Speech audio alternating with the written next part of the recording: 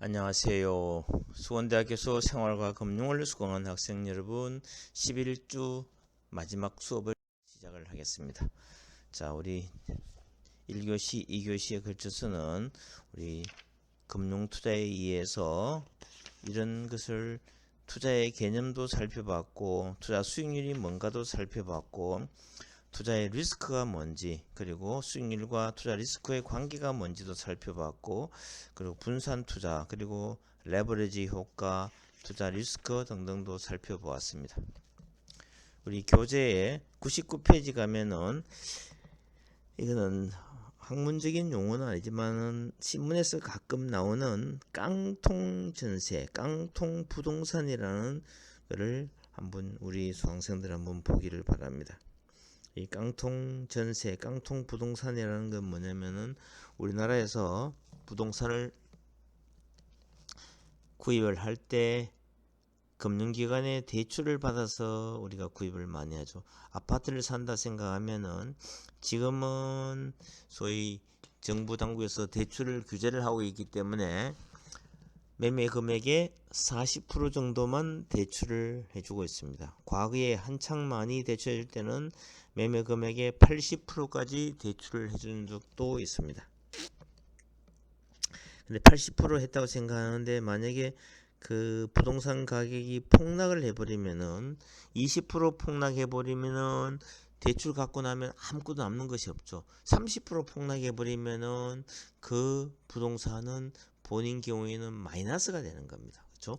이와 같이 우리가 대출 받은 금액 언저리까지 소위 집값이 폭락을 해버리면은 이런 경우에는 부동산이 심각한 상황이 오는 거죠. 이런 경우를 우리가 깡통 부동산 또는 깡통 전세, 전세의 경우에는 깡통 전세라는 표현을 씁니다.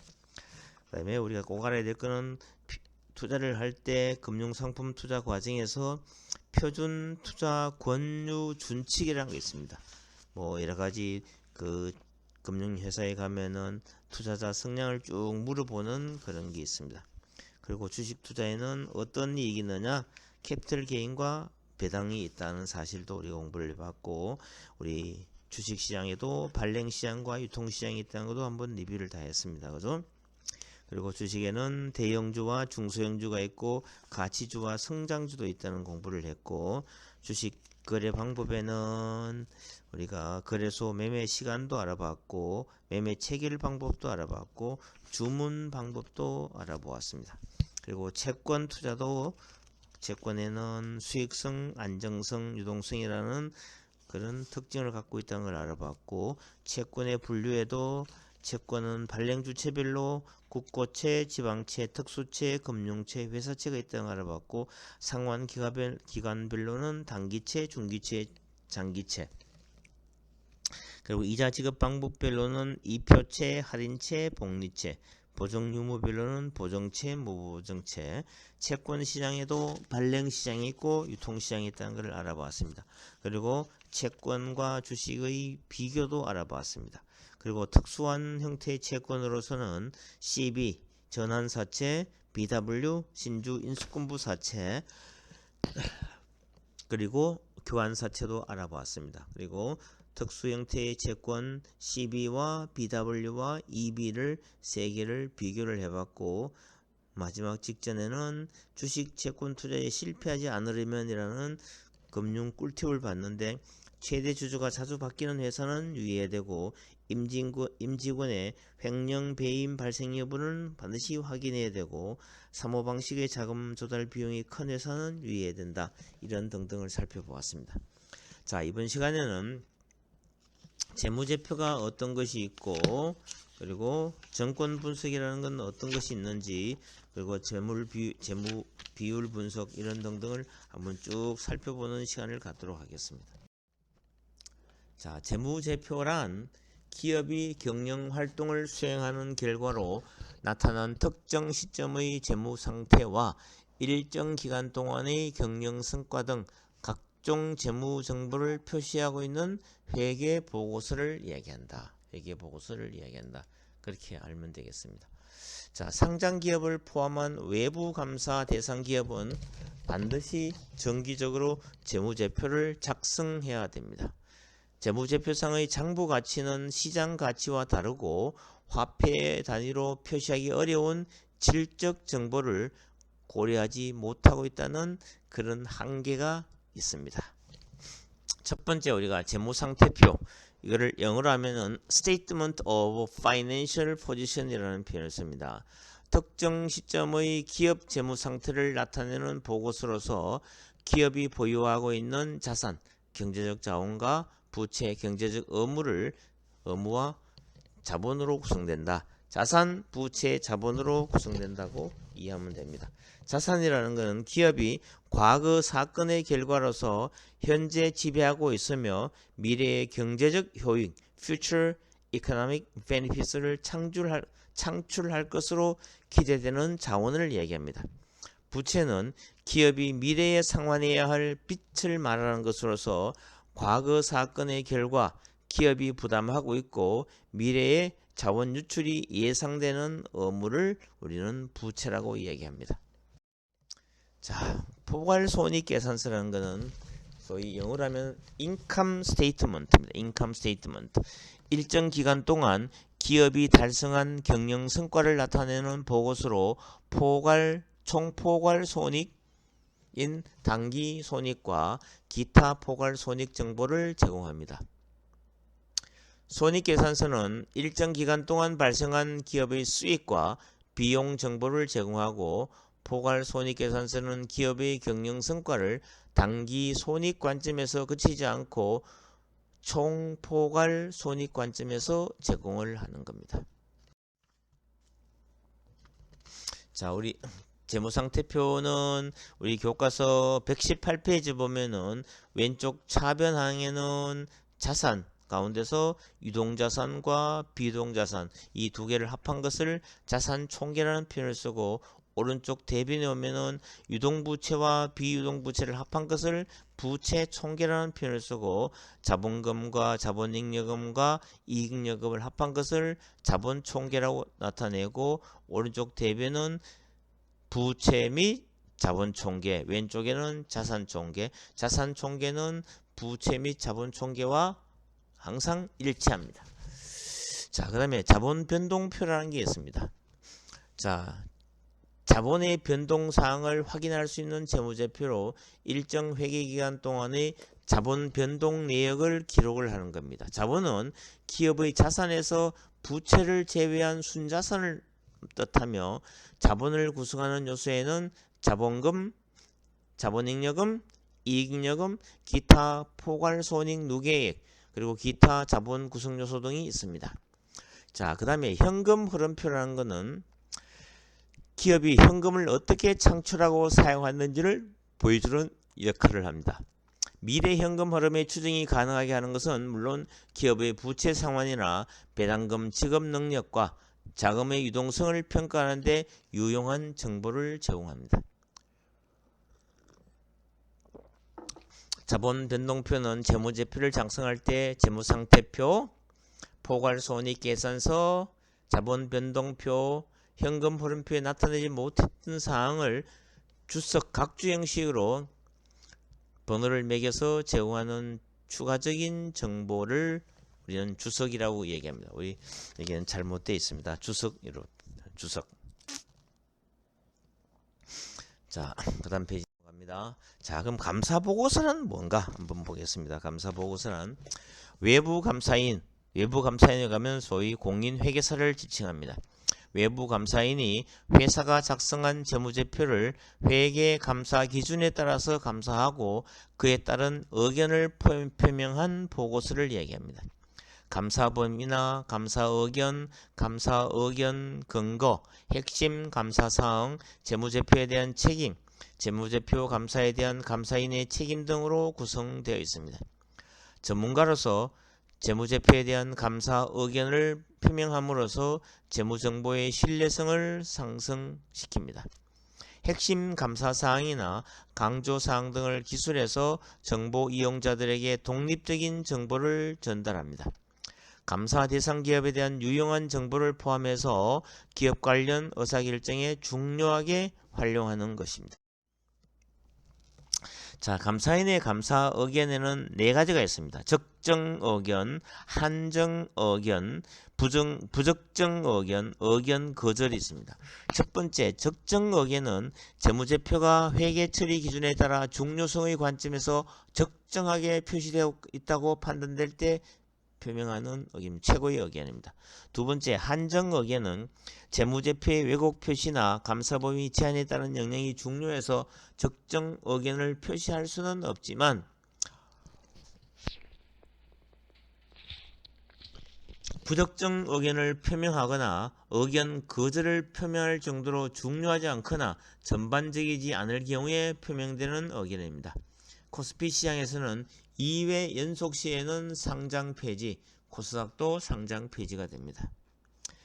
셋째, 부정적 의견은 재무제표의 왜곡 표시, 즉 회계 기준 위반으로 인한 영향이 중요하고 전반적이어서 한정 의견으로는 재무제표의 오도나 불안정성을 나타내기에 부적절하다고 판단한 경우이거나 재무제표 작성의 기초가 되는 계속기업의 가정이 타당하지 않다고 판단되는 경우에 소명되는 의견입니다. 코스피도 상장 폐지고 코스닥도 상장 폐지입니다. 의견 거절은 감사 범위 제한에 따른 영향이 매우 중요하고 전반적이어서 감사인이 충분하고 적합한 감사 증거를 획득할 수가 없어서 재무제표에 대한 감사 의견 표명이 불가능한 경우에 표명되는 의견입니다. 이것도 이런 의견을 받으면은 상장 폐지가 됩니다. 그래서 우리 감사 보고서를 볼 때 첫 페이지에 가면은 감사인의 쭉 의견을 나타내는데 그게 적정인지 한정인지도 반드시 우리 수강생들은 점검을 해야 됩니다. 자, 그 다음에 우리 정권 분석으로 넘어가겠습니다. 정권 분석, 시큐리티즈 애널리스트란 개별 정권의 투자와 관련해서 일체 유용한 자료와 정보를 수집하고 분석하는 것인데 크게 나누면은 기본적 분석과 기술적 분석으로 나누어집니다. 주식은 예측하기 어려운 여러 요인의 영향을 받기 때문에 앞으로 가격이 어떻게 변할지 모르나 투자에 성공하기 위해서는 자신이 투자하는 정권이 어떤 가치를 가지고 있는지를 파악할 필요가 있다고 봅니다. 자, 여기는 기본적 분석과 기술적 분석으로 나눌 수 있습니다. 시장에서 정권에 대한 수요와 공급에 의해서 결정되는 시장 가격이 그 정권의 내재 가치, 인트린직 밸류와 동일하지 않을 수 있다는 전제하에 정권의 내재 가치를 중점적으로 분석하는 방법이 기본적 분석이라면은 기술적 분석은 과거의 정권 가격, 거래량의 추세와 변동 패턴에 관한 역사적 정보를 이용해서 미래 정권 가격의 움직임을 예측하는 분석 기법으로 정권의 수요와 공급이 이성적 요인뿐만 아니라 비이성적 요인이나 심리적 요인에 의해서도 결정됨을 전제하는 분석 방법을 얘기합니다. 자, 기업 정보란 효율적 금융시장에서 개별 정권의 가격에 영향을 미치는 가장 중요한 요인입니다. 공시정보, 경영실적정보, 지배구조 및 경영권 등에 대한 기업정보는 주가 등에 반영되고 있습니다. 정권의 가격은 시장의 수급, 경영권에 관련된 정보, 일시적인 유행 등에 따라서 움직이기도 하는 겁니다. 자, 기업 공시정보는 상장기업은 기업 공시제도, Corporate Disclosure 시스템에 따라서 발행한 정권의 투자 판단에 중요한 영향을 미칠 수 있는 중요한 기업 내용에 관한 정보를 반드시 공시하도록 되어 있습니다. 정권시장 내 정보 불균형을 해소하고 정권 거래의 공정성을 확보하여 투자자를 보호하고 기업 공시 내용은 중요한 투자 공시이며 공시 내용의 중요성에 따라서 정권의 가격에도 적지 않은 영향을 미친다고 볼 수가 있습니다. 자, 경영 실적 정보입니다. 상장 기업의 경우에는 매 분기마다 매출액, 영업이익, 당기순이익 등의 주요한 재무정보를 발표하도록 되어 있습니다. 주가에 커다란 영향을 미치므로 정권회사의 애널리스트를 비롯한 수많은 전문가들이 사전에 주요 기업의 실적을 예측해서 발표합니다. 예상을 크게 상회하는 경우에는 어닝 서프라이즈라고 해서 주가는 상승하고, 예상에 미치지 못하는 경우에는 어닝 쇼크라고 해서 주가는 하락, 폭락하기도 하는 겁니다. 자, 그 다음에 지배구조 및 경영권 정보입니다. 우리나라의 경우에는 여러 기업들이 복잡한 지분 관계로 묶여 있어서 재벌을 형성하거나 계열회사 그룹을 포괄할 경우에는 보편적인 기업의 소유 지배 구조를 갖는 겁니다. 기업 가치를 평가할 때는 그 기업이 원래 영위하는 사업뿐만 아니라 관계회사, 자회사의 가치와 지분법 평가 이익 또는 평가 손실로 인해 수익에 미치는 영향을 함께 고려하는 것이 반드시 필요합니다. 대주주의 경영권 분쟁이 발생하는 경우에는 지분 확보를 위한 경쟁으로 인해서 주가가 급등하게 되나, 기업 가치와 상관없이 변동한 주가는 제자리로 돌아오거나 분쟁으로 기업 가치가 훼손된다는 점에서도 투자에 유의를 해야 됩니다. 유행성 정보입니다. 주식시장에는 갑자기 출현한 이슈가 있어서 주가가 급등락하는 경우가 있고, 특히 비슷한 이슈를 가진 여러 종목의 주가가 동반 상승하는 테마주를 형성하기도 합니다. 주식시장에는 수없이 많은 버블의 역사가 있었고, 이때마다 거품이 오래지 않아 꺼지면서 수많은 개인 투자가들을 파멸로 몰고 갔습니다. 최근 2000년도를 전후해서 전 세계 주식시장에서 인터넷 주식에 불었던 닷컴 버블과 첨단 기술주에 대한 IT 버블을 들 수가 있습니다. 자, 우리는 전자 공시 시스템 다트라는 게 있습니다. 이게 금융감독원 사이트에 들어가면은 다트라는 정보를 볼 수 있는데, 상장 기업 등이 공시 서류를 인터넷에 제출을 하면은 투자자 등이 인터넷을 통해서 관련 정보를 조회할 수 있도록 마련한 종합적인 기업 공시 시스템입니다. 기업 사업 보고서 등을 열람할 수가 있고, 정권의 공모 발행을 위한 정권 신고서, 투자 설명서, 정권 발행 실적 보고서 등을 검색할 수가 있습니다. 자, 여기 가면은 상장 기업뿐만 아니라 비상장 기업도 대부분이 우리의 정보를 획득할 수 있는데, 상장 기업이나 비상기업 관계없이 자산 총계가 100억이 넘으면은 반드시 전자 공시 시스템에 공시를 해야 되는 그런 의무 사항이기. 자, 그 다음에 우리가 재무 비율 분석. 재무 비율 분석은 우리가 중간고사 치기 전에 교수님이 재무 비율 15개를 설명을 다 했고 파일도 다 올려줬기 때문에 그거를 참고하면 되지만, 우리 교과서에 나와 있는 거 한번 몇 가지만 살펴보겠습니다. 재무제표의 주요 항목을 결합해서 비율화의 규모가 상이한 기업들의 재무적 특성을 비교할 수 있게 하는 기업 분석 방법입니다. 동종 산업대의 다른 기업들과 특정 기업의 재무적 특성을 비교 분석하거나 특정 기업의 재무 비율을 시계로 분석할 수 있습니다. 여기에는 부채 비율, 유동성 비율, 수익성 비율, 활동성 비율, 여러 비율이 있습니다. 자, 첫 번째 부채 지표는, 부채 비율이라는 거는 우리가 부채 총계를 자본 총계로 나누어 주는 겁니다. 그런데 우리 교과서에는 용어 자체가 우리 재무제표에 있는 용어가 아니고 일반적인 용어를 쓰기 때문에 우리 수강생들이 조금 헷갈릴 수가 있겠죠. 여기서 총부채라 이야기하면은 부채 총계를 이야기하고, 자기 자본이라고 이야기하면은 자본 총계를 이야기합니다. 그죠? 그래서 부채 총계 나누기 자본 총계를 하면은 부채 비율이 나오는데, 항상 비율이라는 거는 곱하기 100%를 해야 되는 겁니다. 그죠? 그 다음에 이자 보상 배율 또는 이자 보상 비율. 근데 교수님은 이자 보상 배율로 설명했죠. 그래서 여기는 100을 곱하지 않아도 됩니다. 자, 우리 교과서에는 이자 보상 배율에서 영업이익을 이자 비용을 나누는데, 이게 또 슬라이드는 곱하기 100을 냈는데 저 100은 할 필요가 없습니다. 자, 이 이자 보상 배율은 뭐냐면은 그 기업이 열심히 영업을 해서 돈을 벌었는데 이자 비용을 커버하느냐 못하느냐를 보는 겁니다. 영업이익이 이자 비용보다 적으면은 이 기업은 항상 문제가 발생하고, 자, 유동성 지표는 부도의 가능성도 있다고 보는 겁니다. 기업이 부담하고 있는 단기 부채를 충분하게 상환할 수 있는 능력을 살펴보는 지표로 1년 이내에 만기가 돌아오는 유동부채 대비 현금성 있는 유동자산의 비율로 측정합니다. 이거는 유동자산을 유동부채로 나누어서 100%로 곱하면 되는 겁니다.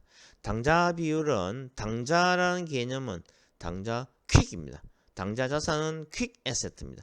가능하면 빠른 시일 내에 현금화를 할 수 있는 자산을 우리가 당좌 자산이라는 표현을 씁니다. 자, 유동자산에서 재고자산을 빼고 남는 것이 당좌 자산입니다. 그래서 당좌 자산을 유동부채로 나누어서 곱하기 100%를 하는 겁니다. 자, 활동성 지표에는 기업이 보유하고 있는 자산을 기업이 얼마나 잘 활용하고 있는가를 보기 위한 지표로서 주로 총자산 대비 매출액으로 측정한 자산 회전율로 측정합니다. 자산 회전율이라는 것은 매출액을 총자산으로 나누어 주는 거고, 재고자산 회전율이라는 것은 매출액을 재고자산으로 나누어 주는 겁니다. 자산 회전율이 낮다면 매출이 둔화되거나 비효율적인 자산에 투자해서 자산의 활용도가 낮다는 의미가 되는 겁니다. 자, 수익성 지표는, 자, 매출액 순이익률은 당기 순이익을 매출액으로 나누어주고, 매출액 영업이익률은 영업이익을 매출액으로 나누어주는 건데, 여기 슬라이드에 잘못됐습니다. 수정을 하겠습니다. 우리 교과서 130페이지 가면은 소위 영업이익을 매출액으로 나눠주는데 슬라이드에 타이핑에 에러입니다. 자, 그 다음에 총자산 이익률과 소위 자기자본 이익률이라는 개념을 한번 보겠습니다. 자, 총자산 이익률은 당기 순이익을 총자산으로 나눠주는 겁니다. ROA, Return on Assets라는 표현을 쓰고, 그리고 자기자본 이익률은 ROE에서 순이익을, 당기 순이익을 자기자본, 그러니까 자본 총계로 나눠주는 겁니다. 자, 여기서 우리가 뭐 자기자본, 자본 총계, 순자산 뭐 이렇게 용어가 다른데, 자, 다시 한번 정리하면은 자산 총계라는 개념은, 자산 총계는 총자산과 같은 개념입니다. 자산 총계는 총자산과 같은 개념이고, 자본 부채는 부채 총계는 총부채라는 개념과 똑같고, 또는 다른 말로 하면은 타인 자본과 같은 개념이 됩니다. 그리고 자본 총계는 다른 말로 하면은 자기 자본과 똑같은 개념이 되고, 또 다른 말로는 순자산과 같은 개념이 됩니다. 그래서 항상 ROA와 ROE 두 개를 비교를 하면은 기업이 부채가 하나도 없는 회사라면은 ROA나 ROE는 같겠지만, 그런 회사는 거의 없습니다. 항상 부채가 일정 금액만큼 있기 때문에 ROA는 항상 ROE보다는 적습니다. 그렇게 생각하면 됩니다. 자, 그 다음에 주가이익 배율입니다. 주가이익 배율. 자, Price Earnings Ratio에서 주가 이익 비율이 아니고 배율로 수정을 해야 됩니다. 자, 이거는 주식 가격을 한 주당 순이익 EPS로 나눈 값입니다.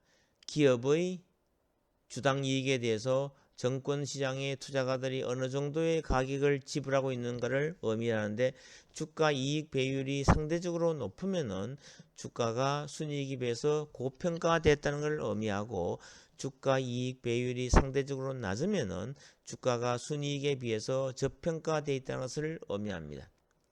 비교 기준은 유사한 위험을 지닌 주식들의 PER을 이용하는 방법이나 동종 산업의 평균 PER을 이용하는 방법, 해당 기업의 과거 수년간의 평균 PER을 이용하는 방법, 여러 가지 방법이 있습니다.